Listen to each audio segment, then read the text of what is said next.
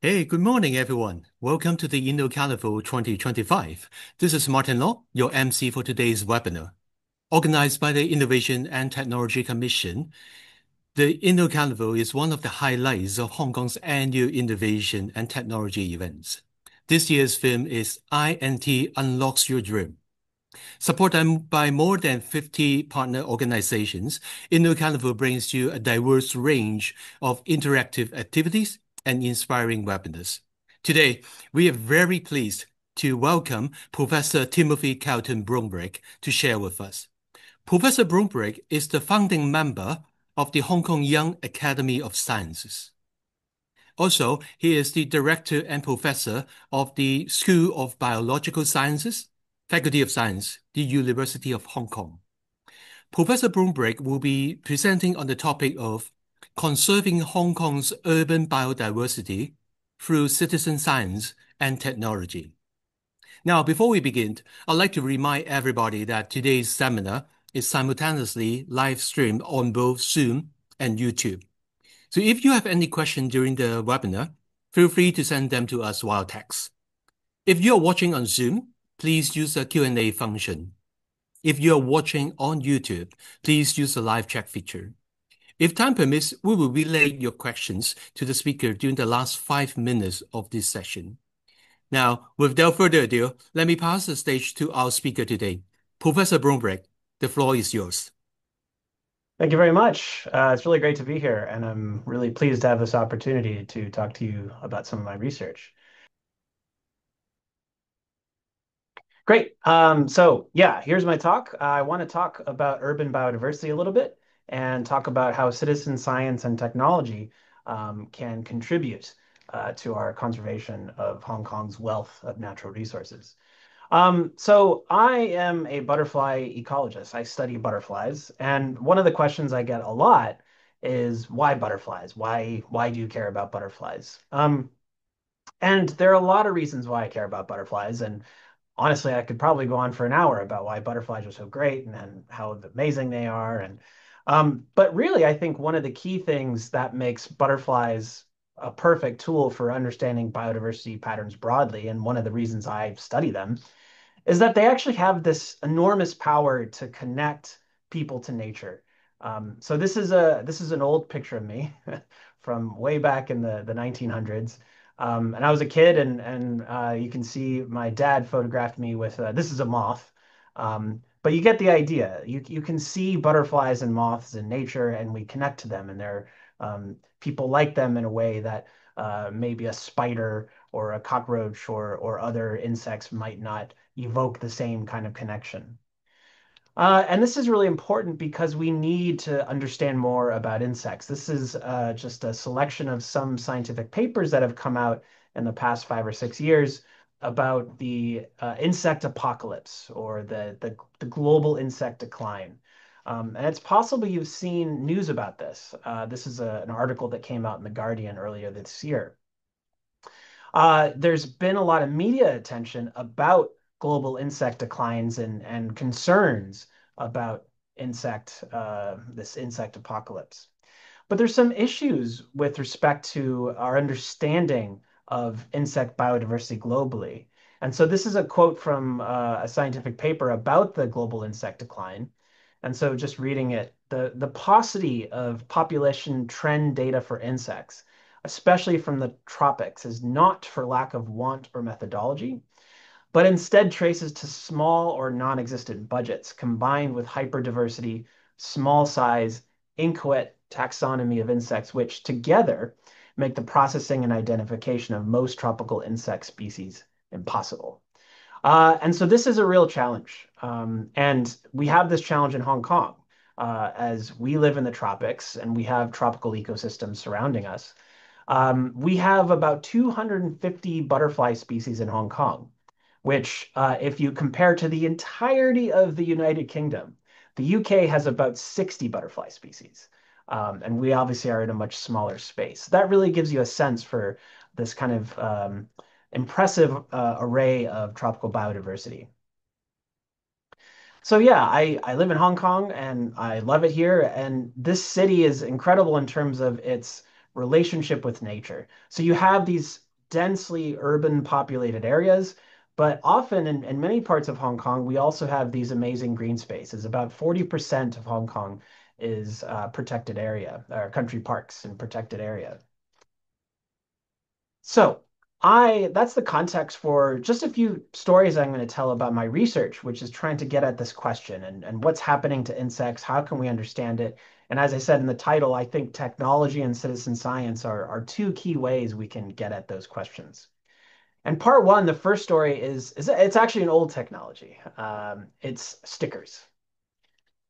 So what do I mean by that? For context, a lot of you might know about monarch butterflies.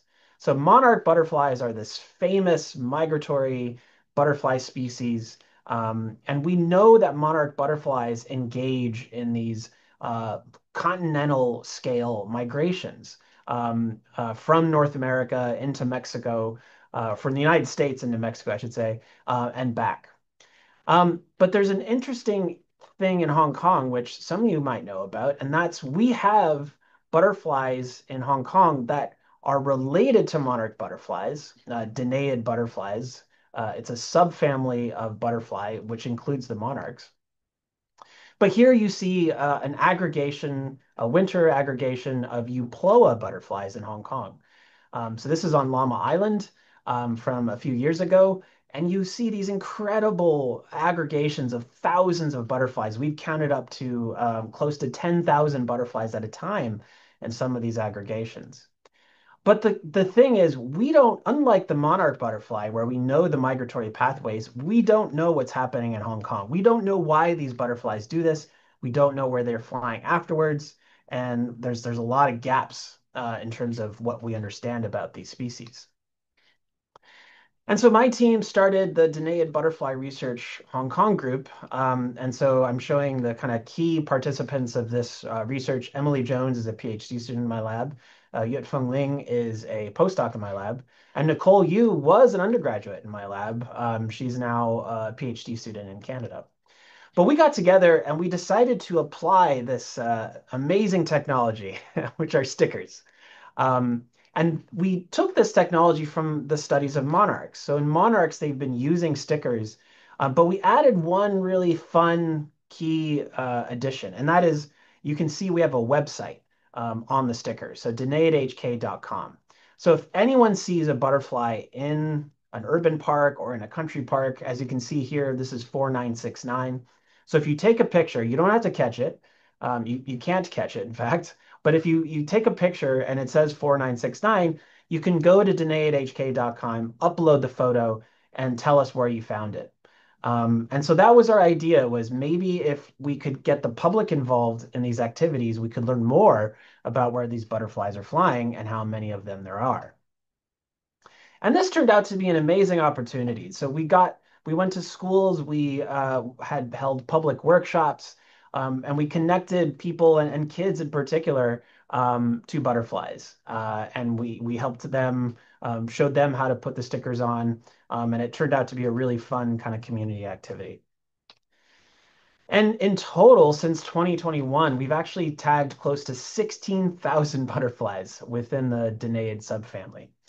But what's really great and what's really promising is about 10% of the butterflies we stickered, we had a resite, which means at some other point down the line, somebody found our butterfly. And if you actually break it down, more of those resites, most of them were actually by the public, not by us, not by our scientific team. And you can see the diversity of butterflies. The most common butterflies we recited are Idiopsis similis, which is the kind of white and black striped butterfly, and then Danaeus genutia, which is the orange and white and black butterfly there. So really, the public and citizen scientists are essential for us learning about these butterflies. And these are some movement records of Euploa. So you can see thanks to these records, we know they're moving, for example, from Llama Island to Lantau. We know some of them are moving from peninsular Hong Kong to Lantau. So we're getting a lot of really key movement information. And then a really fun story happened in December of last year, in December 2024. So Yue-Feng Ling, who's a postdoc in my lab, he was out catching butterflies and he found this animal. And he caught it, and he knew it was unusual because it was a species we don't see very often. And when he took a close look at it, he found this. So you can maybe see a sticker on the butterfly. It's not one of our stickers. And if you look closely at the sticker, you might find that it has Japanese handwriting on it, Japanese characters. So in fact, it took us a few days, but we found the people who had put stickers on the butterflies. They themselves were citizen scientists, which was very exciting. And we were able to track the origin of that butterfly that we caught in Hong Kong in December 2024 from Fukushima. And it was stickered in August. So it lived for a number of months and it flew more than 3,000 kilometers, which is really remarkable and amazing. And, you know, in my personal opinion, much more impressive than the monarch butterfly. But in any case, this incredible migratory species that we have here in Hong Kong, and we don't know much about them. But through these kinds of citizen science technologies, we can learn a lot. The other thing which I'll mention about this story, we often get questions about whether the stickers harm the flight of butterflies. And we have a lot of evidence that it does not. I mentioned that in monarchs, they've been doing it for decades and there's no evidence that it harms them. But this is a great example. If a butterfly can fly 3,000 kilometers with a sticker on it, they're very light. They don't really disrupt the flight of the animal at all. All right. The second thing I want to talk about is another element of citizen science and sort of involvement of the public in our scientific endeavors.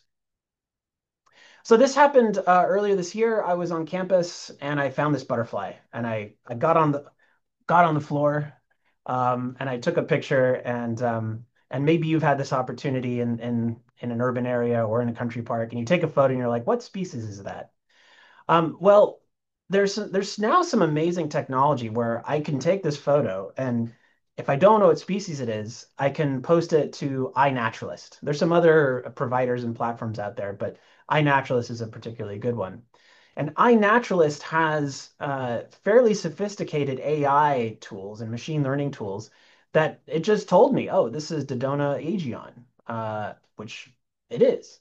And so I've then upload it to iNaturalist, and you can see the distribution in Hong Kong of this species as based on iNaturalist. And then this is also on iNaturalist. Someone actually confirmed the identification, as you can see. And then once it has multiple confirmed identifications, it becomes what we call research grade quality. And so that means the record is then populated to other databases. And most importantly, there's a database called the Global Biodiversity Information Facility. And that brings me to this particular study, which is done by Emily Jones, who also worked on our Danaid butterfly project, and Eugene Yao, who's also a PhD student in my lab. And we got together with butterfly researchers across Asia, and we started putting together all of the occurrence, all the geo-reference location butterfly records we could across Asia. And you can see from the abstract here that we totaled about over 700,000 records for more than 3,700 butterfly species. But what's really cool is you can see also from here about 650,000 records come from GBIF, and most of those are from iNaturalist. So actually, most of the records we have, the spatial records we have for the butterflies in Asia, are from citizens or people who just took a photo while they're walking out, uploaded to iNaturalist, and then we can use that data for all sorts of purposes. So I want to show you a little bit of what we've been doing. So this is a mapping of all of those records that we got from iNaturalist, from GBIF, and from other locations. And you can see we have very good coverage across Asia, not perfect, but quite good. But then we can relate those records to climate, to habitat, and to all sorts of different things. And then we can run statistical models to predict where each species is likely to live in Asia. And then we can stack up all of those maps of those 3,700 butterflies And we can look at the distribution of diversity of butterflies in tropical Asia.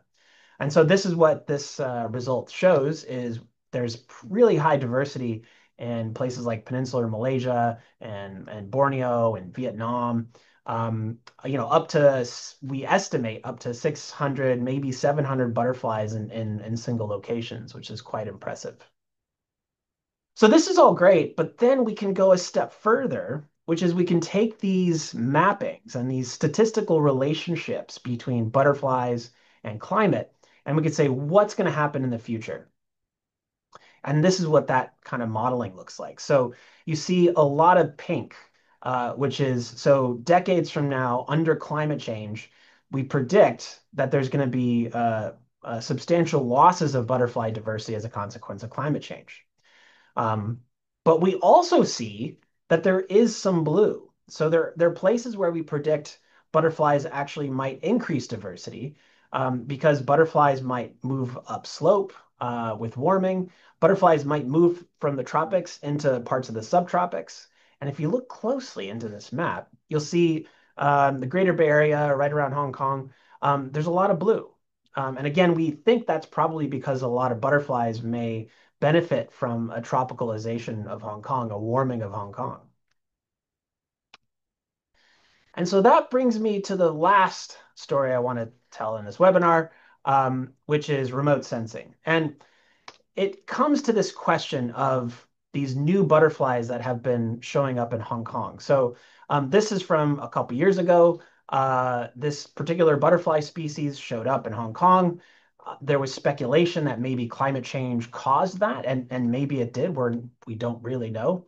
But if climate change did cause this new species to establish in Hong Kong, it's consistent with our modeling. However, we also know that habitat is likely to play an important role in butterflies establishing and butterflies colonizing habitats. And for that, we wanted to use remote sensing technology. And so this is LiDAR, which is it's a laser that gets shot from an airplane or a drone or whatever. And then that laser bounces back to the airplane or the drone. And then through that output of the laser and the laser coming back, we can get really detailed information about vegetation complexity. So not just sort of how much green cover is in a location, but we can actually get 3D information about vegetation structure. So this is Martha Ledger. She's a postdoc in my lab, and she wanted to use LiDAR to better understand possible changes in Hong Kong habitat and forest structure and whether that has impacted butterflies.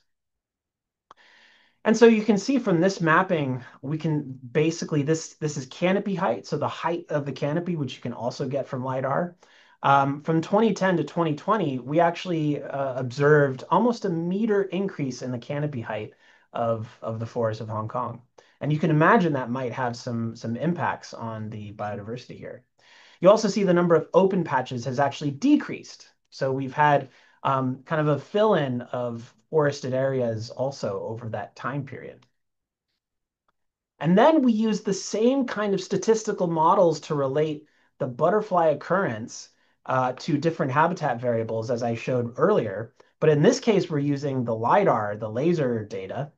And I'm just showing two examples here. One is Letha chandica, and then one is Neptis nata. So these are two new species to Hong Kong in the past 20, 30 years.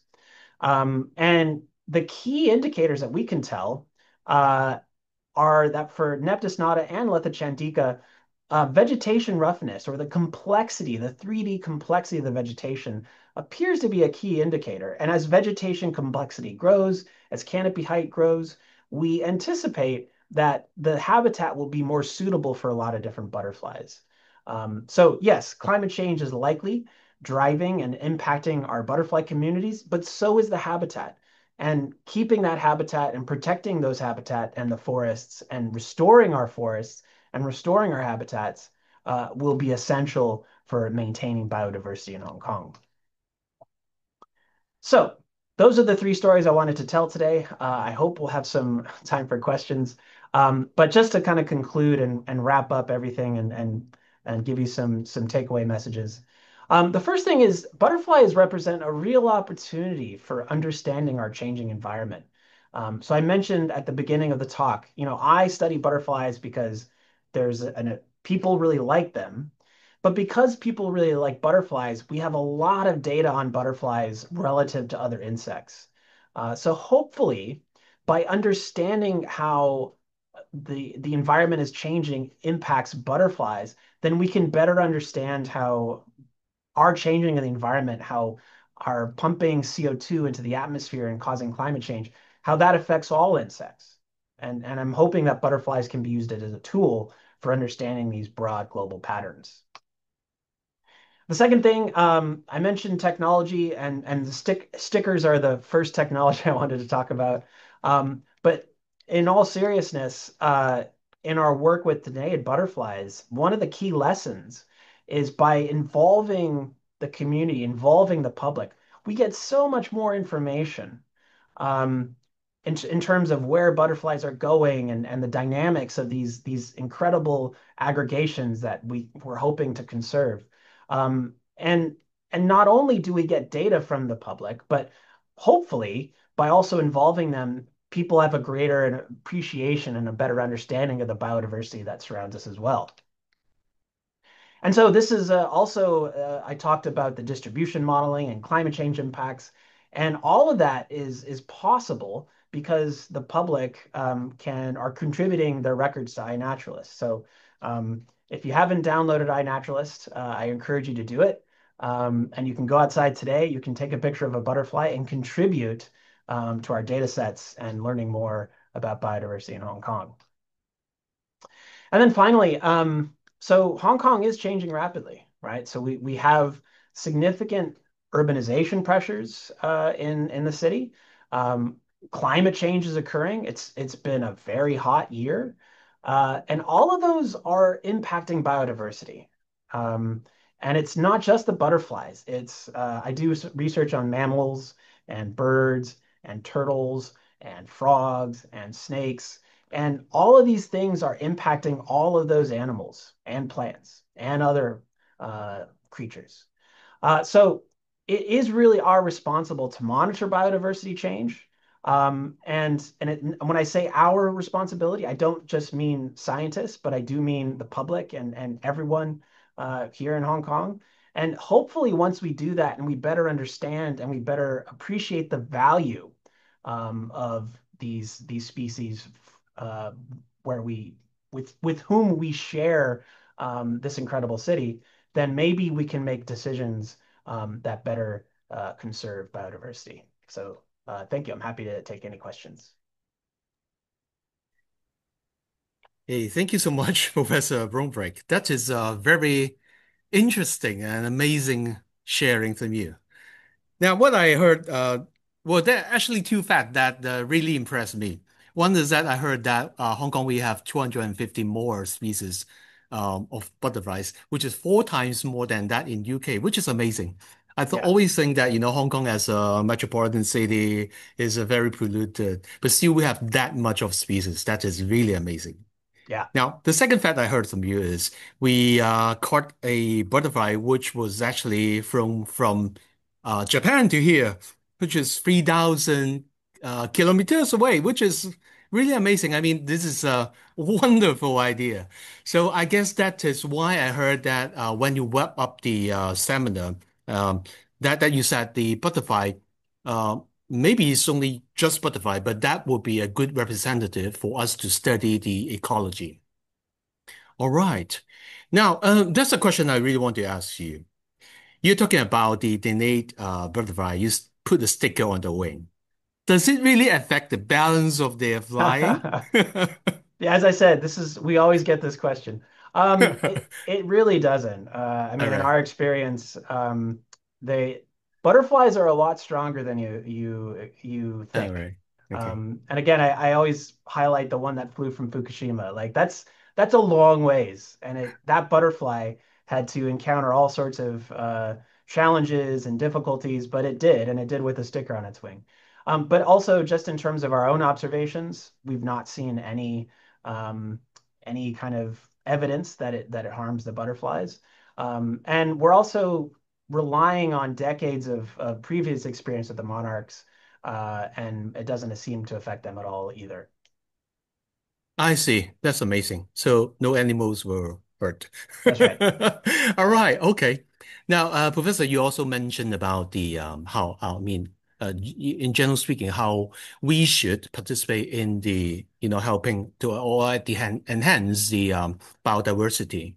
You mentioned about the iNaturalist, but I Yeah. mean, in the general sense, how more can the public help to enhance or enrich the biodiversity in our daily lives? I mean, is Mm. there any practical things that we can do rather than leaving it to the scientists?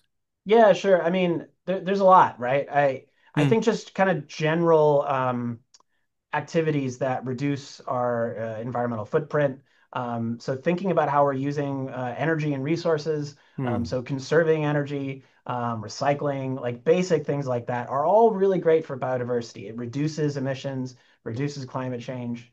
As I mentioned, another major pressure in Hong Kong is urbanization and yeah. urban development.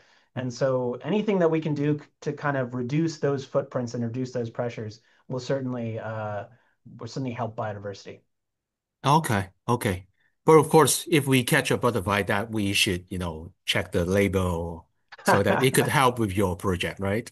Well, yeah, so I mean, this is one of the things that I think is important to recognize is, and I hope people who are watching this who haven't necessarily appreciated or kept an eye out, when you're in the city or near the country park, butterflies are everywhere. As Mm. I mentioned, you also highlighted, we have 250 species. They're really incredible, and you don't need a net. In fact, you shouldn't use a net to catch butterflies unless you're a trained professional with a permit.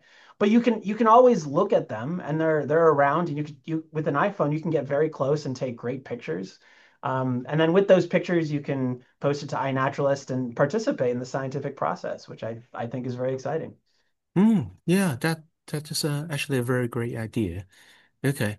So I guess biodiversity is very important to human being. Am I correct? That's right. Especially as you mentioned during the now we are in the period of global warming, etc.